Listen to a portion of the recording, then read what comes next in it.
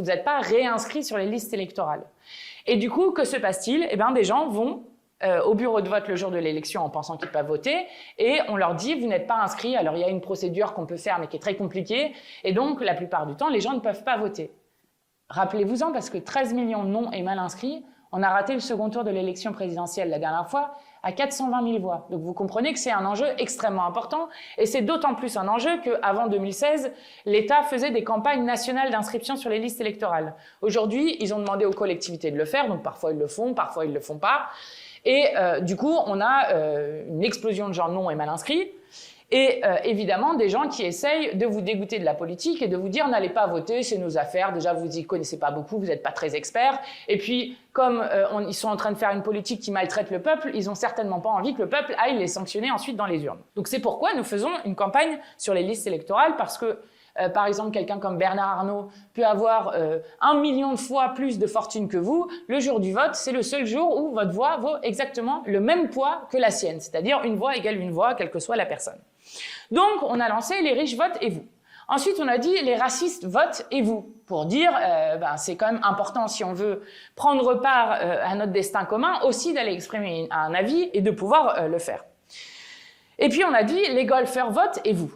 Alors, nous n'avons jamais dit que tous les riches étaient racistes, que tous les racistes étaient riches ou que tous les golfeurs étaient racistes ou je ne sais quoi. Donc ils ont commencé à s'exciter en disant oh, « vous insultez les golfeurs ». Non, on n'insulte pas les golfeurs. On part au départ d'un constat simple. Le constat, c'est quoi? Je vous le redonne parce que c'est important. C'est le World Watch Institute, donc un institut de recherche qui dit, états-unien, qui dit que les golfs dans le monde, pour les arroser, les pelouses, c'est 9,5 milliards de litres d'eau par jour. C'est la même chose, c'est le même volume que ce que l'humanité boit chaque jour. Donc, la ressource en eau qu'on utilise pour boire, pour les uns et les autres, pour juste vivre, eh bien, est la même quantité d'eau qui est utilisée pour arroser les pelouses de golf. Ça, c'est la première chose. Donc ça, ce n'est pas s'en prendre aux golfeurs eux-mêmes, mais juste dire qu'il y a des sports, par exemple, dont il faut quand même penser, est-ce qu'elles sont compatibles avec le danger qui existe sur la ressource en eau.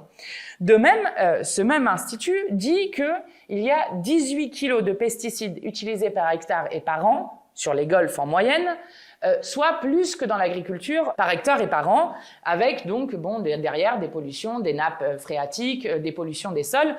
Donc c'est pas complètement par hasard qu'on a mis la question du golf. Ça c'est la première chose. C'est pour montrer que ceux qui détruisent les écosystèmes, même si je suis bien d'accord que ce ne sont pas les golfeurs individuellement, et que on pourrait mettre, et d'ailleurs on va pourquoi pas, cette campagne elle n'est pas figée, hein, on va mettre aussi les actionnaires de Total. On avait même pensé à un moment, alors ça je vais vous dire que vous en auriez entendu encore plus parler, de dire les journalistes votent et vous. Donc bon, ça c'est pour vous dire.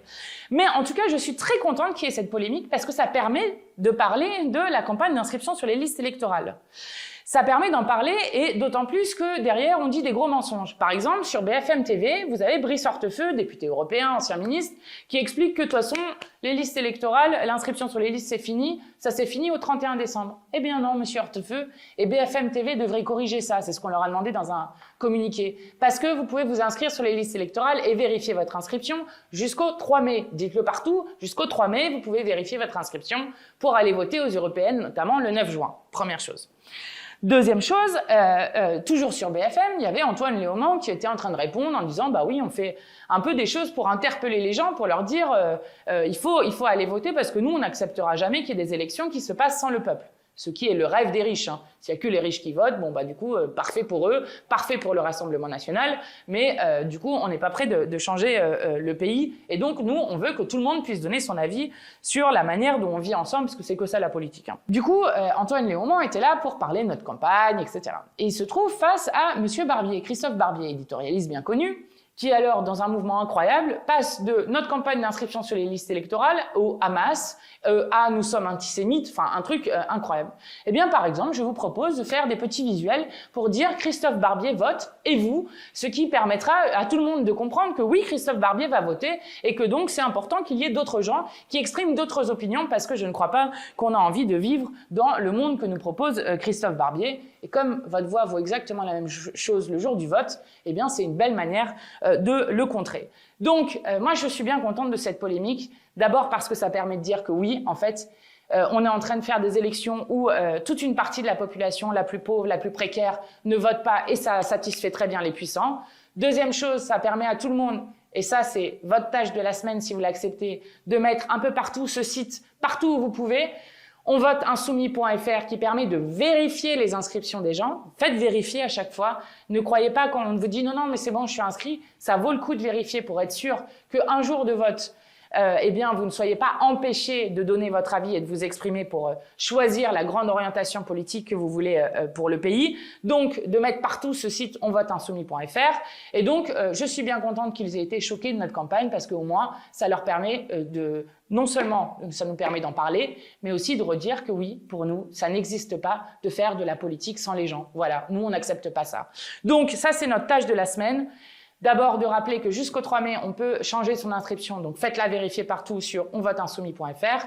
Et puis, la deuxième chose, c'est de rappeler la date des prochaines élections qui auront lieu dans notre pays.